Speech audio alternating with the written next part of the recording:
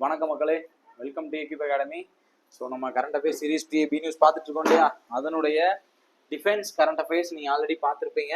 அந்த defence current அஃபேர்ஸோட part 2 வீடியோவில் நம்ம இருக்கோம். ஓகேவா, நான் முன்னாடி சொன்ன மாதிரி டிஃபென்ஸ் நியூஸில் நிறைய இம்பார்ட்டண்ட்டான நேம்ஸ் அண்ட் டேட்டாஸை நீங்கள் ஞாபகத்தில் வச்சுக்கிற மாதிரி இருக்கும். ஸோ அந்த டேட்டாஸ் எல்லாமே கண்டிப்பாக இம்பார்ட்டன்ட். ஓகேவா, கண்டிப்பாக கேள்வி வருவதற்கான வாய்ப்பு அதிகம். ஏன்னா நம்ம இதுல சிபிடி 1லயே அதை நம்ம பார்த்துட்டோம். ஏன்னா அவங்க எந்த அளவுக்கு டீப்பா டேட்டாக்குள்ள போய் கேட்கறாங்க அப்படிங்கிறத பார்த்துட்டோம். இனிமேலும் அசால்ட்டா இருக்க வேணாம், முடிஞ்ச அளவு படிச்சுட்டு போங்க. நான் திரும்பவும் அதான் சொல்றேன், எல்லாத்தையும் 100% டேட்டாவெல்லாம் ஞாபகத்தில் வைக்க முடியாது. முடிஞ்ச அளவுக்கு படிச்சுட்டு போங்க. நான் சொல்றதும் நான் ஃபில்டர் பண்ணி தான் ஆல்ரெடி சொல்றேன். நான் எல்லா நியூஸையும் சொல்லல, ஆல்ரெடி அது ஃபில்டர் ஆகி தான் வருது. இதை ஃபர்தரா நீங்க ஃபில்டர் பண்ணாதீங்க அப்படிங்கிறது தான் என்னோட பாயிண்ட். ஓகேவா, ஸோ உங்களுக்கு இது கண்டிப்பா யூஸ்ஃபுல்லா இருக்கும்னு நான் நம்புறேன். இன்னைக்கு செஷனுக்குள்ள போகுமா? ரைட், உங்களோட கமெண்ட்ஸ் எல்லாமே நான் டெய்லி ரீட் பண்ணிருக்கேன். எல்லாமே உங்களுக்கு யூஸ் ஆகுது அப்படிங்கிற அளவுல தான் இருக்கு. கண்டிப்பா வீடியோஸை பாருங்க, கமெண்ட் பண்ணுங்க. உங்களுக்கு டவுட் இருந்தாலும் சரி, இல்ல ஏதாவது டேட்டா தெரிஞ்சுக்கணும்னாலும் சரி கமெண்ட் பண்ணுங்க. டெலகிராம் சேனல் லிங்க் டிஸ்கிரிப்ஷன்ல இருக்கும், ஜாயின் பண்ணிக்கோங்க. ஓகேவா, ஸோ ஃபர்ஸ்ட் நியூஸ் ஐஎன்எஸ் சந்தயக். ஓகேவா, ஐஎன்எஸ் சந்தயக் ஒரு ரீசெண்டா லான்ச் ஆகிருக்கிற இன்னொரு ஒரு நேவல் ஷிப். ஐஎன்எஸ்னா ஆல்ரெடி போன கிளாஸ் சொன்னேன்ல, இந்தியன் நேவல் ஷிப், இந்திய கடற்படை கப்பல். ஓகேவா, நேவல் ஷிப், இந்திய கடற்படை கப்பல் அப்படிங்கிறது தான் என்னுடைய ஃபுல் ஃபார்ம். சந்தயக் அப்படிங்கிற ஒரு கப்பல் லான்ச் பண்ணியிருக்காங்க. முடிஞ்ச அளவு ஏதாவது ஒரு கீவேர்டு வச்சோ அல்லது ஏதாவது ஒரு ஹிண்ட் வச்சோ, நான் போன கிளாஸ்லேயே சொல்லியிருப்பேன். இப்போ ஆடம்யா அப்படின்னு ஒரு வெசல் பார்த்துப்போம். ஸோ ஆடம்னா ஃபர்ஸ்ட் வந்தவர் தான் ஆடம். ஸோ அதை வச்சு அதுக்கு ஃபர்ஸ்ட் ஃபாஸ்ட் பெட்ரோல் வெஹிக்கிள் அப்படின்னு ஞாபகத்தில் வச்சுக்கலாம் அப்படின்னு சொல்லியிருந்தேன் இல்லையா. அதே மாதிரி ஏதாவது ஒரு சின்ன சின்ன கீவேர்டு வச்சு க்ளூ வச்சு ஞாபகத்தில் வச்சுக்கோங்க. கண்டிப்பா மறக்காது, ஞாபகத்தில் நின்றும். ஓகேவா, ஸோ அதே மாதிரி இப்போ ஐஎன்எஸ் சந்தயக் அப்படிங்கிறது என்ன அப்படின்னா ஒரு சர்வே வெசல். அது ஒரு சர்வே வெசல். எதை சர்வே பண்றதுக்கு? ஹைட்ரோகிராபிக் கோஆபரேஷனுக்காக. ஹைட்ரோகிராபிக்னா இப்ப சர்வேனா என்ன?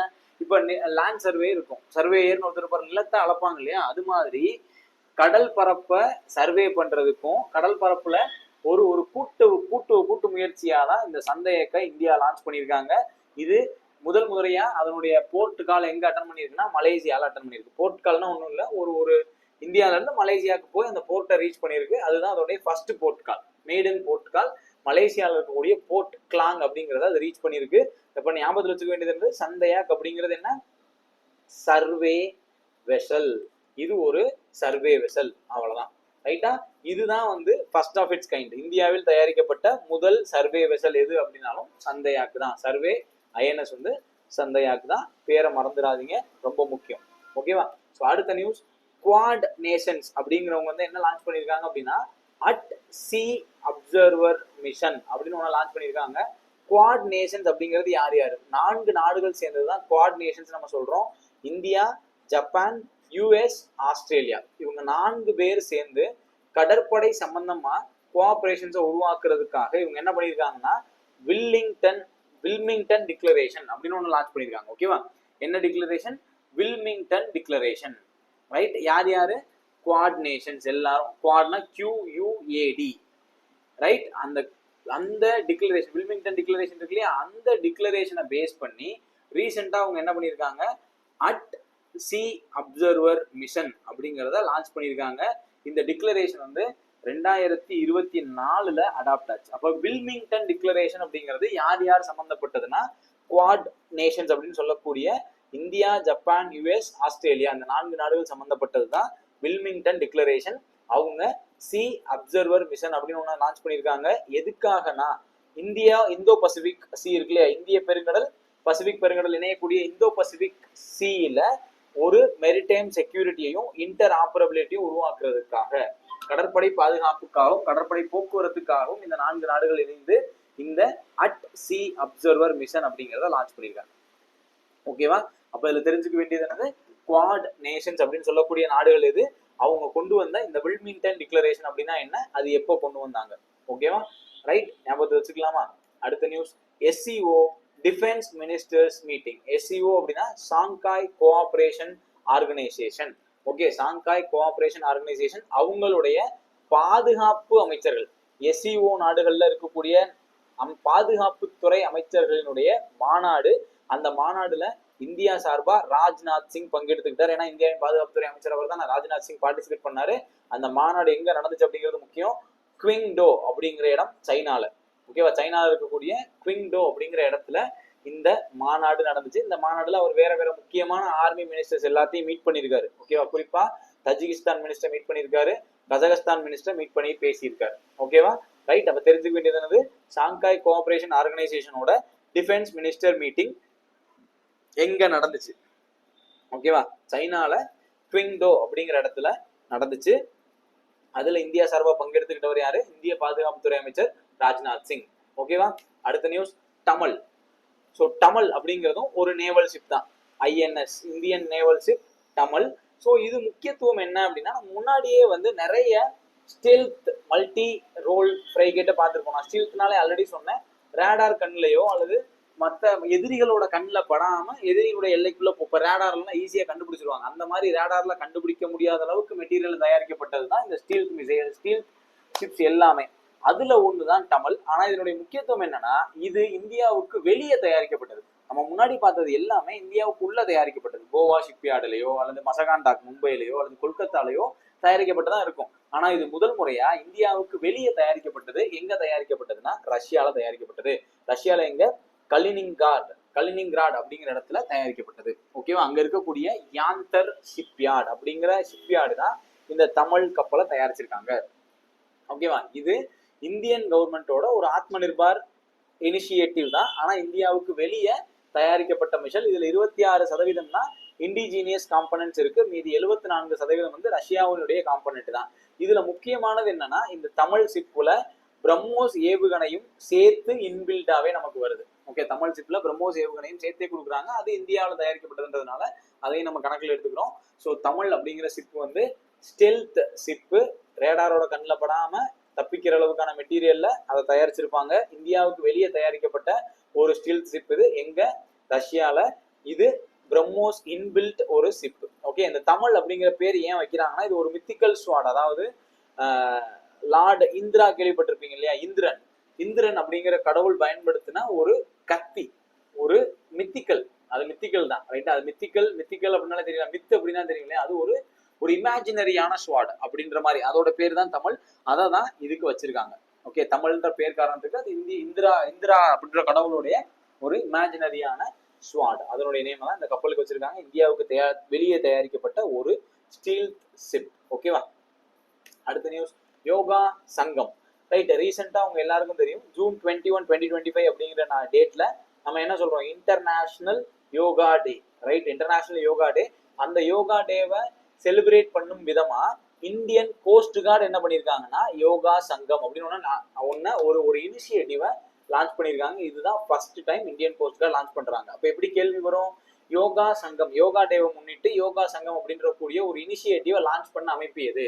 இந்தியன் நேவியா, ஆர்மியா, கோஸ்ட் கார்டா அல்லது ஏர்போர்ஸ் அப்படின்னு கேட்டாங்கன்னா, யோகா சங்கம் அப்படிங்கிறது கோஸ்ட் கார்டோட இனிஷியேட்டிவ், கடலோர காவல் படையினுடைய ஒரு இனிஷியேட்டிவ்.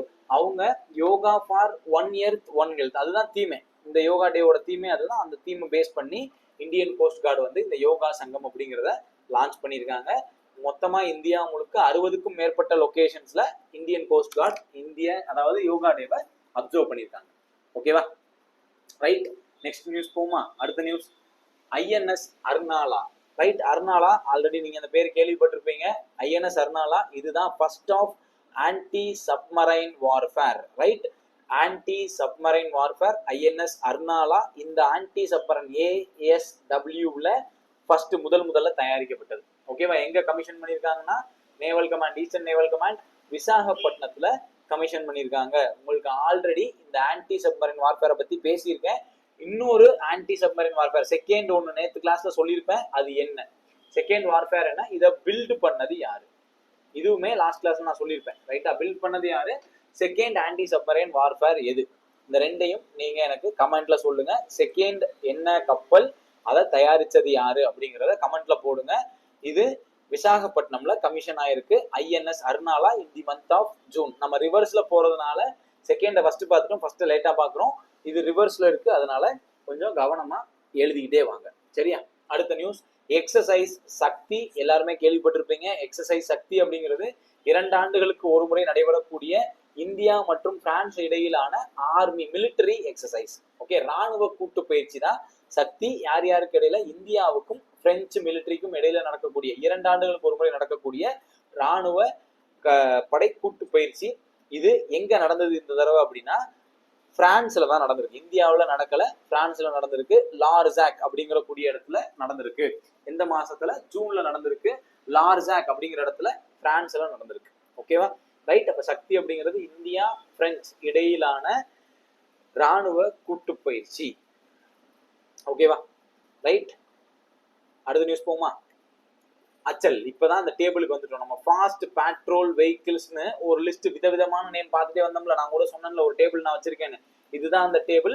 மொத்தம் 8 ஃபாஸ்ட் பேட்ரோல் வெஹிக்கிள்ஸ்ல இந்தியன் கோஸ்ட் கார்டுக்கு 6 டெலிவரி பண்ணிட்டாங்க. அந்த 6ஓட பேர் தான் இந்த லிஸ்ட்ல இருக்கு. ஓகேவா, அப்ப இதுல 6வது லான்ச் ஆனதையும் நான் இதுல கொடுத்துட்டேன். ஸோ இங்க நீங்க ஞாபகத்தில் வச்சுக்க வேண்டியது என்ன அப்படின்னா ஆடம்யா. நான் இப்பதான் சொன்னேன், ஆடம்னா ஃபர்ஸ்ட் வந்தவர். ஸோ ஃபாஸ்ட் பேட்ரோல் வெஹிக்கிள்ல ஃபர்ஸ்ட் கொடுக்கப்பட்டது ஆடம்யா. இந்த ஃபாஸ்ட் பேட்ரோல் வெஹிக்கிள்ஸ் எல்லாமே தயாரிக்கப்பட்ட இடம் வந்து கோவா ஷிப்யார்டு தான். எல்லாமே கோவா ஷிப்யார்ட்ல தயாரிக்கப்பட்டது தான். இது ஆடம்யா தான் ஃபர்ஸ்ட் ஃபாஸ்ட் பேட்ரோல் வெஹிக்கிள். அதுக்கப்புறம் அக்ஷர், அமுல்யா, அக்ஷய், அச்சல், அட்டல். அட்டல் ஞாபகத்தில் வச்சுக்கணும். அட்டல் தான் 6th most recent fast patrol vehicle. ஓகேவா, அட்டல் தான் 6th. இதுக்கப்புறம் இன்னும் லான்ச் பண்ணல. அசான் October 3 லான்ச் பண்ணல. ஓகேவா, ஸோ அச்சல் அப்படிங்கிறது 5வது ஃபாஸ்ட் பேட்ரோல் வெஹிக்கிள். 6வது லான்ச் பண்ணியாச்சு அட்டல். ஓகேவா, ஸோ ஆர்டரை ஞாபகத்தில் வச்சுக்கோங்க. எப்பயுமே ஃபர்ஸ்ட்டும் ரீசென்ட்டும் இம்பார்ட்டன்ட். ஆடம்யா அப்படிங்கிறது ஃபர்ஸ்ட், அட்டல் அப்படிங்கிறது ரீசென்ட்.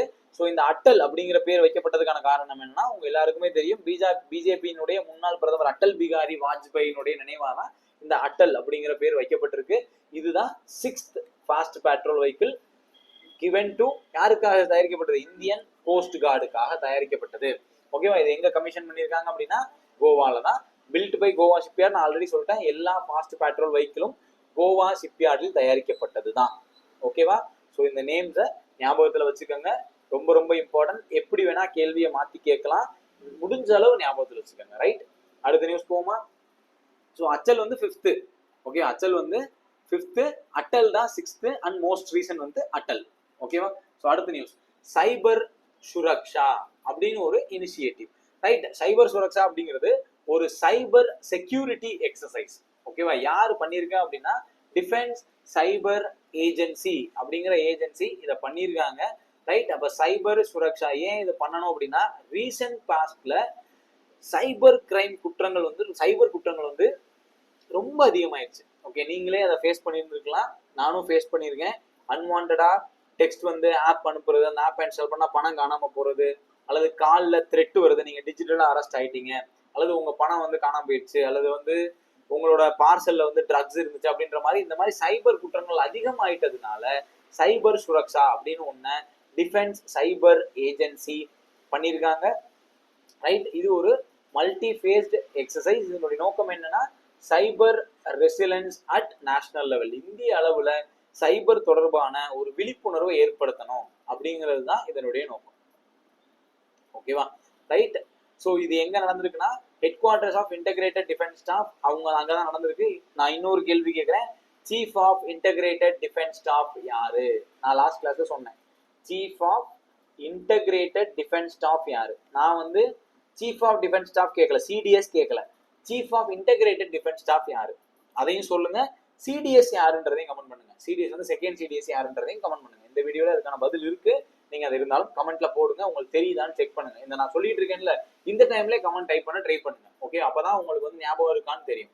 ரைட், அடுத்த நியூஸ் ட்ரை சர்வீசஸ் முப்படைகளை சேர்ந்த ஒரு ஆல் விமென் குரூ வந்து ஒரு செயிலிங்க முடிச்சுட்டு வந்திருக்காங்க. ஓகே, கிட்டத்தட்ட 1800 நாட்டிக்கல் மைல் இருக்கக்கூடிய தூரத்தை செயில் பண்ணிட்டு வந்திருக்காங்க. ஓகேவா, try services all women sailing expedition team. ரைட்டா, இவங்க வந்து ஜூன் 4, 2025 இந்தியாவுக்கு திரும்பி வந்திருக்காங்க. ஓகேவா, இதுதான் முதல் முறையா உலக அளவிலேயே இது ஒரு ஹிஸ்டாரிக் எக்ஸ்பெடிஷன். எக்ஸ்பெடிஷன் அப்படின்னா எல்லாருமே பெண்கள் ஒரு குரூ கப்பலை எடுத்துட்டு ஒரு பெரிய உலகம் முழுக்க சுத்தி வர்றது அப்படின்ற மாதிரி கேள்விப்பட்டிருப்பீங்களே, அந்த மாதிரி ஒரு இதுதான் இது. 1800 நாட்டிகள் மைல் போயிருக்காங்க. இது வந்து first ever international open sea sailing mission by all women team. ஓகேவா, இது இந்தியன் ஆர்ம்டு ஃபோர்ஸஸ் சேர்ந்த எல்லாருமே பண்ணியிருக்காங்க. இதுக்காகவே அவங்க என்ன பண்ணியிருக்காங்கன்னா ஒரு ஸ்பெஷலி டிசைன்டு வெசல் த்ரிவேணி அப்படின்னு ஒரு வெசலை டிசைனே பண்ணியிருக்காங்க. Specially designed vessel for this sailing operation Triveni அப்படின்னு ஒரு செயிலிங் வெசலே லான்ச் பண்ணியிருக்காங்க. இதுல டீம் ஆஃப் 11 விமென் ஆபீசர்ஸ் இருந்திருக்காங்க. ஓகே, எத்தனை பேர்? 11 பெண் ஆபீசர்ஸ் இருந்திருக்காங்க from 3 forces, army, navy, air force. ஓகேவா, ஆர்மி, நேவி, ஏர்ஃபோர்ஸ் இந்த முப்படைகளை சேர்ந்த 11 பெண்கள் இருந்திருக்காங்க. அவங்க போன கப்பல் பேர் என்ன அப்படின்னா திரிவேணி. ரைட். ஸோ இந்த திரிவேணி அப்படிங்கிற கப்பல் ஏப்ரல் மாசம் லான்ச் பண்ணப்பட்டது. இப்போ திரும்ப இந்தியாவுக்கு ரீச் ஆயிடுச்சு இந்த மந்த் ஆஃப் ஜூலை. ஓகேவா, ரைட். ஸோ அடுத்த நியூஸ் போமா? ரைட், நெக்ஸ்ட் நியூஸ் போமா? 1 minute வெயிட் பண்ணுங்க.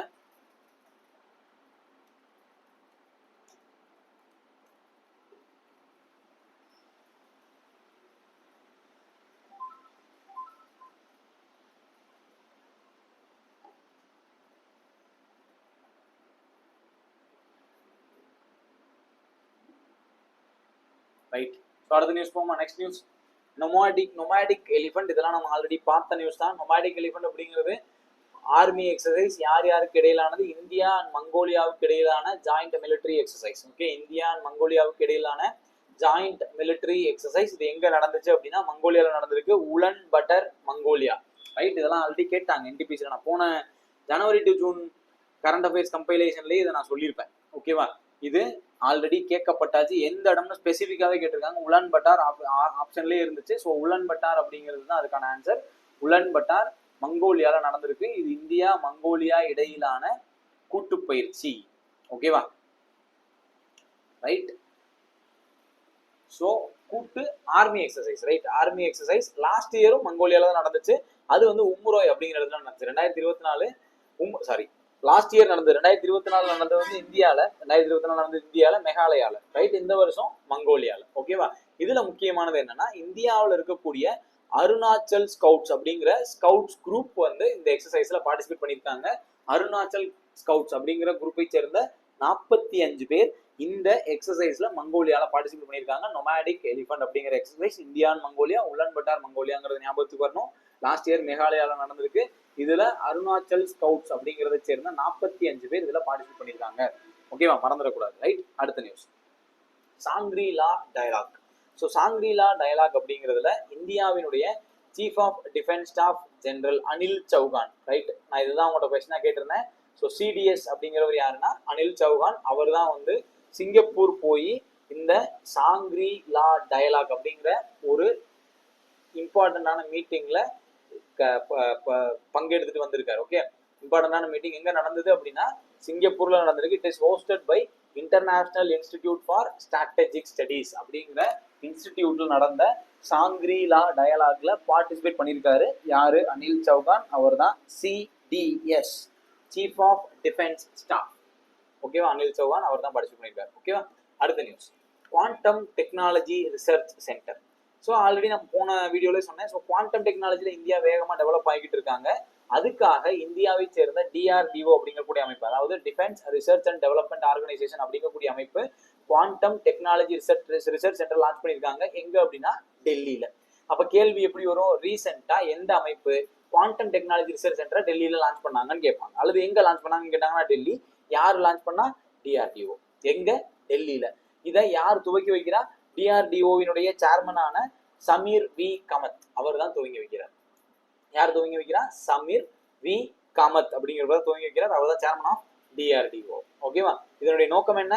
குவாண்டம் கேப்பபிலிட்டிஸ், அந்த குவாண்டம் டெக்னாலஜியை டிஃபென்ஸ்ல எப்படி அப்ளை பண்ணலாம், டிஃபென்ஸ்ல அப்ளை பண்றதுக்கான சாத்தியக்கூறுகள் என்னன்றதை ஆராய்வதற்கான ஒரு ஒரு சென்டர் தான் இந்த குவாண்டம் டெக்னாலஜி ரிசர்ச் சென்டர்.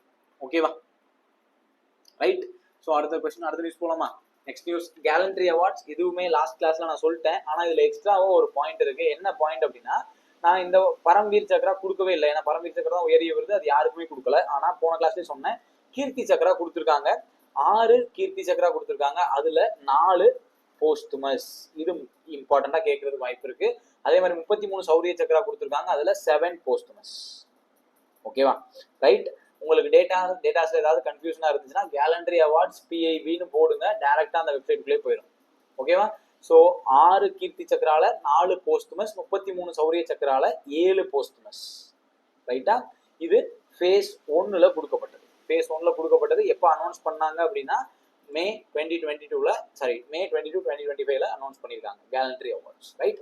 அடுத்த நியூஸ் ஐஎன்எஸ்வி கவுண்டியா. இது நான் ஆல்ரெடி சொல்லியிருக்கேன் உங்களோட கரண்ட் அஃபேர்ஸ்ல, நீங்க ஆல்ரெடி பார்த்துருந்தீங்கன்னா என்னோட வீடியோஸ் பார்த்துருந்தீங்க ஞாபகத்தில் இருந்திருக்கும். ஐஎன்எஸ் கவுண்டியா அப்படிங்கிறது என்ன அப்படின்னா ஒரு ஆன்சியன்ட் ஸ்டிச் ஷிப். ஓகேவா, இந்தியாவினுடைய பழமையான கப்பல் கட்டும் தொழில்முறையை பயன்படுத்தி கட்டப்பட்ட ஒரு கப்பல் தான் இந்த ஐஎன்எஸ் கவுந்தியா. இது எங்க செரிமோனி எங்க வந்து அதை துவக்கி வச்சிருக்காங்கன்னா கர்வார் அப்படிங்கக்கூடிய இடத்துலதான் அதை துவக்கி வச்சிருக்காங்க. அதாவது பழங்கால கப்பல் கட்டும் தொழில்நுட்பத்தை பயன்படுத்தி கட்டப்பட்டதுதான் இந்த கவுந்தியா. கர்வார் எங்க இருக்குன்னா கர்நாடகால இருக்கு. ஓகே, கர்வார் கர்நாடகா. ஓகே, கர்வார் கர்நாடகா அதுலதான் துவக்கி வச்சிருக்காங்க. இது வந்து நீங்க வந்து பயணம் செய்வதற்கான ஒரு கப்பல். 5ஆம் நூற்றாண்டு பொது ஆண்டு 5ஆம் நூற்றாண்டை சார்ந்த அஜந்தா குகைகள். அஜந்தா குகைகள் கேள்விப்பட்டிருக்கீங்களா? அஜந்தா எங்க இருக்கு? மகாராஷ்டிரால இருக்கு. அஜந்தா எல்லோரும் கேள்விப்பட்டிருப்பீங்கல்ல. அந்த அஜந்தா குகைகள்ல இருக்கக்கூடிய 5ஆம் நூற்றாண்டை சார்ந்த ஓவியங்களின் அடிப்படையில தான் இந்த ஐஎன்எஸ் கவுந்தியா அப்படிங்கிறது கட்டப்பட்டிருக்கு. ஐஎன்எஸ் கவுந்தியா அப்படிங்கிறது அஜந்தா குகை ஓவியங்களை அடிப்படையாக கொண்டு கட்டப்பட்டது. ஓகேவா, இது யார் யார் சேர்ந்து பண்ணியிருக்கா அப்படின்னா ministry of culture, Indian navy, Hodi innovations அப்படிங்கக்கூடிய அமைப்பு. ஹோடி இனோவேஷன்ஸ் அப்படிங்கக்கூடிய அமைப்பு. மெயினா இதுக்கு ஃபண்ட் பண்ணது யார் அப்படின்னா மினிஸ்ட்ரி ஆஃப் கல்ச்சர். இது வந்து கல்ச்சர் மினிஸ்ட்ரியினுடைய ஃபண்டிங்ல கட்டப்பட்டது. அப்ப அந்த கட்டின கம்பெனி பேர் என்ன? ஹோடி இனோவேஷன்ஸ். 3 பேர் சேர்ந்திருக்காங்க. Ministry of culture, Indian navy, Hodi innovations. எங்க துவக்கி வச்சிருக்காங்க? கர்வார் கர்நாடகா. இது ஒரு ஆன்சியன்ட் ஸ்டிச் ஷிப். ஓகே, இது ஒரு செயிலிங் வெசல். அவ்வளவுதான், நீங்க அதுல பயணம் பண்ணக்கூடிய ஒரு கப்பல். ரைட், கவுந்தியா. ஓகேவா, நெக்ஸ்ட் வீடியோ போமா. Operation Olivia. நீங்க ஆலிவ் ரெட்லி அப்படிங்கக்கூடிய ஆமை இனத்தை பத்தி கேள்விப்பட்டிருப்பீங்க. ரொம்ப ஃபேமஸான ரொம்ப முக்கியமான ஒரு ஆமை இனம். இந்தியன் கோஸ்ட் கார்டு வந்து எவ்ரி இயர் இந்த ஆபரேஷன் ஒலிவியாவை அவங்க வந்து ரன் பண்ணுவாங்க. ஓகே, எவ்ரி இயர் ஆபரேஷன் ஒலிவியாவை ரன் பண்ணுவாங்க. இதனுடைய நோக்கம் என்னன்னா ஆலிவ் ரெட்லி ஆமைகள் வந்து என்ன பண்ணும்னா வருஷத்துக்கு ஒரு முறை கடற்கரைக்கு வந்து முட்டையிட்டு குஞ்சு பொரிக்கக்கூடியது. ஓகேவா, அந்த முட்டைகள் பாதுகாப்பா இருக்கணும், முட்டைகள் உடஞ்சு போயிடக்கூடாது அப்படிங்கிறதுக்காக அதை பாதுகாத்து அதை எடுத்து முட்டை போட்டு அது கடலுக்குள்ள திரும்ப போயிடும். அந்த முட்டையை எடுத்து பாதுகாத்து அது பொரியிற வரைக்கும் வெயிட் பண்ணி பொரிஞ்சதுக்கு அப்புறம் திரும்ப கொண்டு போய் கடல்லையே விடுறத ஒரு மிஷனா இந்தியன் கோஸ்ட் கார்டு பண்ணிட்டு இருக்காங்க. ரொம்ப ரொம்ப இம்பார்ட்டன்டான மிஷன் ஆபரேஷன் ஒலிவியா அப்படிங்கிறது இந்தியன் கோஸ்ட் கார்டோட ஒரு mission to help olive Ridley turtles. ஓகேவா, இந்த வருஷம் என்ன பண்ணிருக்காங்கன்னா ரெக்கார்ட் ஆஃப் 6.98 lakh நெஸ்டட் அதை வந்து அவங்க காப்பாத்திருக்காங்க. எப்பயுமே இந்த ஆலிவ் ரெட்லி எங்க முட்டையிடும் அதிகமா அப்படின்னா ஒடிசா கடற்கரைகள்ல தான். ஓகேவா, ஒடிசா கடற்கரைகள்ல தான் மெயினா இந்த மிஷன் ஆபரேஷன் ஒலிவியா அப்படிங்கிறது நவம்பர் டு மே. ஏன்னா இந்த பீரியட் தான் அந்த ஆலிவ் ரெட்லி ஆமைகள் முட்டையிடக்கூடிய ஒரு காலம். ஓகேவா, ரொம்ப முக்கியமான இனிஷியேட்டிவ் இது. மெயினா ஒடிசால தான் நடக்குது. ஒடிசால பர்டிகுலரா ஹகிர் மாதா பீச் அதை சுத்தி இருக்கக்கூடிய கடல் ஏரியாக்கள்ல இது நடக்குது. இந்த ஆபரேஷனை இந்தியன் கோஸ்ட் கார்டு பண்றாங்க. மறந்துடக்கூடாது, யாரு பண்றாங்கன்றது முக்கியம், எதுக்காக பண்றாங்கன்றது முக்கியம். ஆபரேஷன் ஒலிவியா இது இந்தியன் கோஸ்ட் கார்டால நடத்தப்படக்கூடிய ஒரு ஆனுவல் ஆபரேஷன். எதுக்காக? ஆலிவ் ரெட்லி ஆமைகளின் முட்டைகளை பாதுகாத்து அது குஞ்சு பொரிக்கிறதுக்கு ஏதுவான சூழ்நிலை உருவாக்கி கொடுக்கணும். எங்க நடக்குது? ஒடிசால நடக்குது. இதுக்கான காலம் நவம்பர் டு மே. ஓகேவா, right. Next news international maritime defence exhibition எங்க நடந்துருச்சு? இன்டர்நேஷனல் மெரிடைம் டிஃபென்ஸ் எக்ஸிபிஷன் எங்க நடந்திருக்கு அப்படின்னா சிங்கப்பூர்ல நடந்திருக்கு. ஓகேவா, சிங்கப்பூர்ல நடந்திருக்கு. அதுல இந்தியா சார்பா ஐஎன்எஸ் கில்டன் அப்படிங்கக்கூடிய நேவல் ஷிப் பார்ட்டிசிபேட் பண்ணிருக்கு. ஐஎன்எஸ் கில்டன் அப்படிங்கக்கூடிய நேவல் ஷிப் பார்ட்டிசிபேட் பண்ணியிருக்கு. அதுதான் இங்க முக்கியம். அந்த இன்டர்நேஷனல் மெரிடைம் டிஃபென்ஸ் எக்ஸிபிஷன் எங்க நடந்துச்சு? சிங்கப்பூர்ல. அதுல பார்ட்டிசிபேட் பண்ண கப்பல் பேர் என்ன? ஐஎன்எஸ் கில்டன். முடிஞ்சா? ரைட். அடுத்த நியூஸ் போகுமா. Air marshal Ashutosh Dixit. இது நம்ம படிச்சிட்டோம் ஆல்ரெடி, இப்பதான் அது நியூஸ் ஆகுது. ஏன்னா பின்னாடி போயிட்டு இருக்கோம்ல, அதனால இது ஏப்ரல்ல இந்த நியூஸ் வந்திருக்கு. என்ன நியூஸ் அப்படின்னா ஏர் மார்ஷல் அசுதோஷ் தீக்ஷித் அப்படிங்கிறவர் வந்து appointed as chief of integrated defence staff. உங்கள்கிட்ட நான் கொஸ்டின் கேட்டேன் இல்லையா, chief of integrated defence staff யாரு அப்படின்னா ஏர் மார்ஷல் அசுதோஷ் தீக்ஷித். இதை நான் போன வீடியோலயே சொல்லிட்டேன், இருந்தாலும் இப்பதான் அது நியூஸ் ஆனது நமக்கு வருது. இவருக்கு முன்னாடி இருந்த ஜேபி மேத்யூ அப்படிங்கிறவர் வந்து ரிட்டையர்ட், அதாவது சூப்பர் ஆனிமேட்டட். அவருடைய பதவி காலம் முடிஞ்சு போச்சு ஏப்ரல் 30. அதனால மே 1 இருந்து அசுதோஷ் தீக்ஷித் அந்த பதவி வகிக்கிறாரு. Chief of integrated defence staff வேற, சீஃப் ஆஃப் டிஃபென்ஸ் ஸ்டாஃப் வேற. 2 பேருமே வேற வேற ஆள். நான் 2 பேரையுமே உங்களுக்கு சொல்லிட்டேன். பேரை மறந்துடாதீங்க, குழப்பிக்காதீங்க. ஓகேவா? ஸோ இதோட நம்மளோட டிஃபென்ஸ் நியூஸ் வந்து கம்ப்ளீட் ஆகுது. கம்ப்ளீட்டட். ஓகேவா? இதுக்கப்புறம் நம்ம என்விரான்மெண்ட் பார்க்க போறோம். இதோட டிஃபென்ஸ் நியூஸ் வந்து நம்ம முடிக்கிறோம். ஸோ இன்னும் நம்ம பார்க்க வேண்டியதுல என்விரான்மெண்ட் இருக்கு, அப்புறம் ஸ்போர்ட்ஸ் மினிஸ்ட்ரி இருக்கு, அது போக மீதி இருக்கிற எல்லாமே. ஸோ இன்னும் 3 வீடியோ இந்த சீரீஸ்ல வரும். இது போக நான் ஜூலையோட கரண்ட் அஃபேர்ஸ் வந்து மேபி இந்த வீடியோ பார்க்கறதுக்கு முன்னாடியே டெலிகிராம் சேனல் அப்லோட் ஆயிருக்கும். ஜூலை கரண்ட் அஃபேர்ஸ் நான் அதை கிளாஸ் எடுக்க முடியாது, எடுத்த டைம் இருக்காது. நீங்க ஜூலை அதில் பிரிண்ட் எடுத்து படிச்சுக்கோங்க, அல்லது நோட்ஸ் எடுத்து படிச்சுக்கோங்க. இதே மாதிரி தான் இருக்கும். தென் நான் ஜனவரி டு ஜூன் ஆல்ரெடி ஷேர் பண்ணிட்டேன், அதையும் ரீட் பண்ணிருங்க. இப்போ போட்டிருக்கிற இந்த எல்லா வீடியோவையும் பார்த்துட்டு போங்க. 100% கரண்ட் அஃபேர் ஹெல்ப் பண்ணும். ஓகேவா? கீப் வாட்சிங், கீப் சப்போர்ட்டிங். நெக்ஸ்ட் வீடியோவில் மீட் பண்ணுவோம். All the best. தேங்க்யூ.